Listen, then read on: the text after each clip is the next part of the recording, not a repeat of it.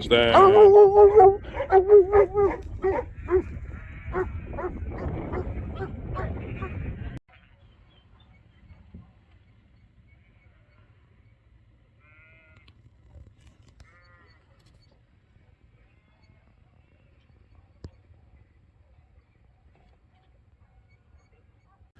G'day everyone, welcome back to the channel. Today we are sorting ewes up into their mobs for mating. Well, not quite, based on condition. We've got to get the early ones out and set up. So the early ones are going to be some light ewes that that really aren't holding up very well. They're all going to go to the works next year, and the old girls, so the ones that are aging out next year, which this year are the red taggers. So we've got some light ones there that we drafted out a while ago. Then we've got sort of what you call, where are we? Out there. Sort of what you call the B mob, I guess. They're the ones that we took out condition scoring earlier on. And then out here, we've got the big fat girls, which that mob and that one, there's not much between, to be fair. They're pretty similar now because they've evened out quite well. But yeah, let's get into it.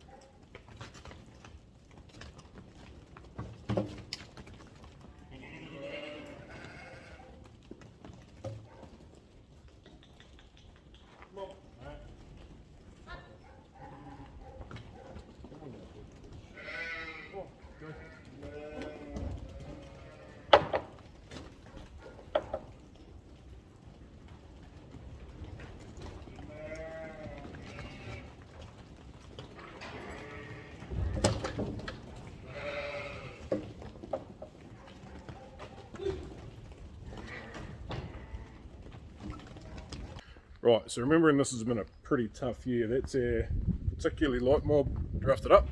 So there's 200 odd ewes there, there'll be a fair few go to the works that went that way. And these are the ones that have picked up quite nicely. So these girls are now just officially in the sort of the second mob.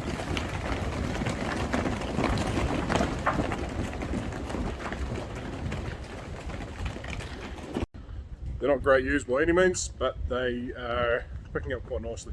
A lot of it's just hard conditions when they're rearing lambs. Look, some of these ewes could well have reared two nice big fat lambs for us, and that could be why they're light. So don't want to be too hard on them. Those ones out there, they have all only reared one. You don't know.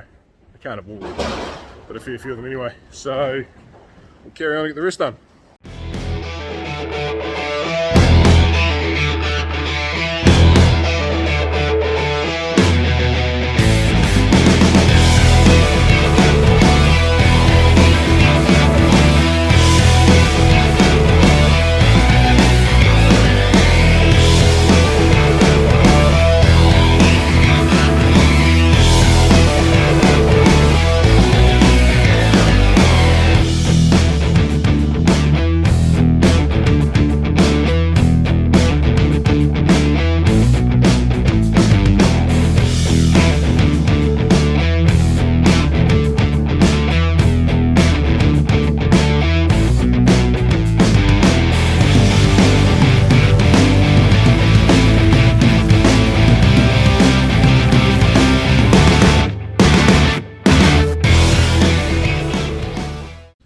Right, so there goes those girls drafted up.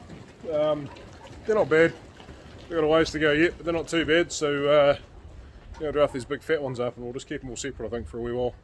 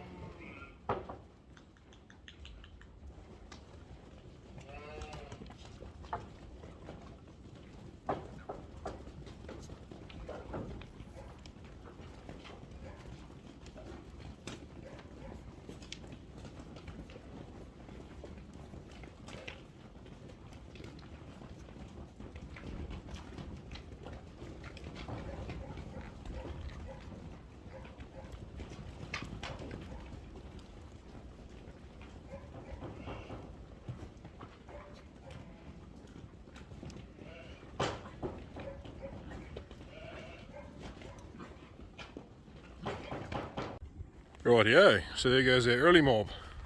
A couple of lambs and a couple of works ewes still in there, but they are the worst ewes on farm currently. That's why they're there, because they're going to be works ewes next year. There are a few nice older girls in there with the red tags.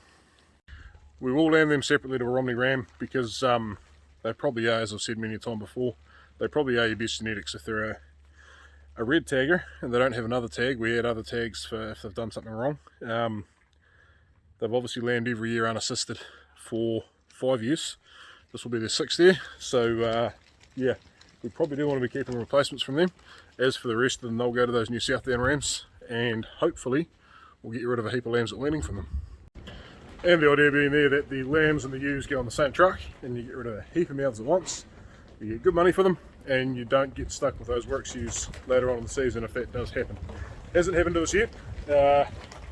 We've always been looked after pretty well in that respect, but nobody wants to be looking after a whole lot of works ewes and then trying to fatten lambs in a drought when you know you can't get workspace for your lambs either. So those situations do happen, and we just go out of our way a little bit to try and minimise some risk there. Oh, there goes the big fat mob away. We only took about 20 or 30 out of here, so this should still be like 940, 950 in this mob. And pretty good looking ewes if I don't say so myself. Hopefully we'll get a chance to put a wee bit of weight in them pre-mating. But no, they're looking not too bad. So this mob and the other one, the other big mob right there, they're what we'll call the medium ewes, or the lot ewes now. They're not in their mating mobs just yet. So there's terminal ewes, the yellow taggers, and the maternal ewes all through them. They're just in their mobs according to their condition back in January still, which is, they are still a wee bit behind. They're pretty close. It would be nice to have them all in one mob, but I'm just not sure that they're there yet. Yeah, the other one's still a wee way behind. So we'll keep them separate for now. Keep feeding the other ones a little bit better, if we get the option to. Yeah, and yeah, it's a bit of a pain. It means we don't have as many paddocks available. When you've got one mob going around, they tend to go across the paddocks quite a bit faster. And the result of doing that is that you wind up with more feed behind you.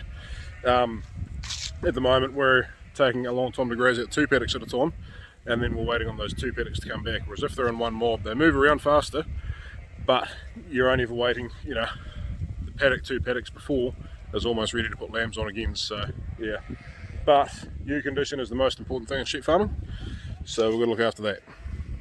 Right, there they go in their paddock for the next half hour, 45 minutes. They're going to come into this one and this one because they've got to tidy up those bits there, and the light ewes are going to go over there, so should be good. And there they go on their paddock for the next probably 8 or 10 days. Some okay feed in here. There's been no stock in here for about 5 or 6 weeks, and this is all it's grown. It's not much. Also a bit of clover down there, but not a huge amount. But yeah, she's pretty bare up there. Up the top's looking a bit better, but what we're going to work with. So yeah, feed's a wee bit better at the top of the paddock, but you don't have to roll off very far down there till it gets back to that yellow crappy stuff again. It is what it is. Over there's looking alright. None of this has had any urea. That's where the urea starts. So up over there hasn't either. It's all due to happen the next week or so, hopefully, if we get a bit of rain. But fun times. And there go the lighter ewes. Heading out of the yards. Just going to stay in the house paddock here overnight. There's a wee bit of feed in here, so might even get a couple of days in here maybe. Don't know where they're going after that though, because yeah, we've got grass. I just don't know what I'm going to give them. We are dry. Boy crikey, this is starting to bite.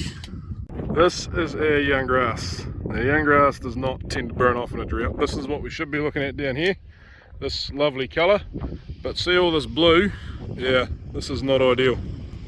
So as we look around the place, I know it looks awful green, and I know people wonder what the hell we're talking about, but this is Southland. We winter outdoors, we winter on grass, we winter on Swedes. We need them to grow to have them to feed, and that's the issue we're running into right now. We have 5 months of winter here basically, May through to start of May, end of September basically, where we have very, very, very low growth rates, way, way lower than what we need. So if we don't grow the grass and the Swedes before winter, we're in trouble. And this is, I know a lot of people around the world would look at us and go, what the hell are you on about? We're not in trouble right now, no way.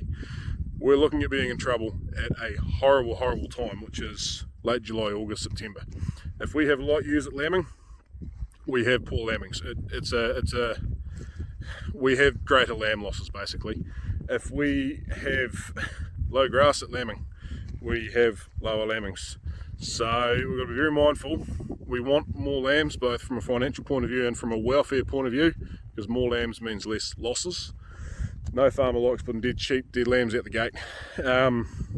Yeah, so we're just hoping we get rain. I've got that nitrogen sitting in the bin, which will be a great tool if we get to use it in, say, the next 2 or 3 weeks. But beyond that, it's questionable as to how effective it'll be. It'll do something, but we might have been better buying feed at that point in time.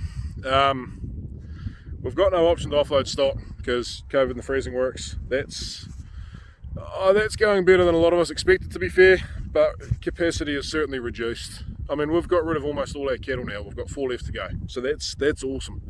That's a great thing to take away from this. Lambs are a bit of a different story. We've still got 1750 to kill, and we only had 2,500 odd to kill, somewhere around there. So in a normal season like this, we'd be down to 500-600 lambs left in the farm. Because of COVID, we can't do that. So our options really are very few and far between. In fact, I don't know what options we've got apart from spending a lot of money buying in feed. I am going to try and feed out some baleage to use on Friday. Today's Wednesday. We'll see how that goes. I don't hold high hopes for that because I've never had luck getting used to eat baleage in warm weather. They love it in cold weather, but in the warmth they really struggle. That's a bit of a hard one too, because that's going into our winter feed supply. So we've got enough to do that, but probably only 60 or 70 bales to spare. And if they do eat it, is that going to last us 2.5 months? I don't think so. So yeah, fingers crossed we get some rain soon, guys. Anyway, catch you next time.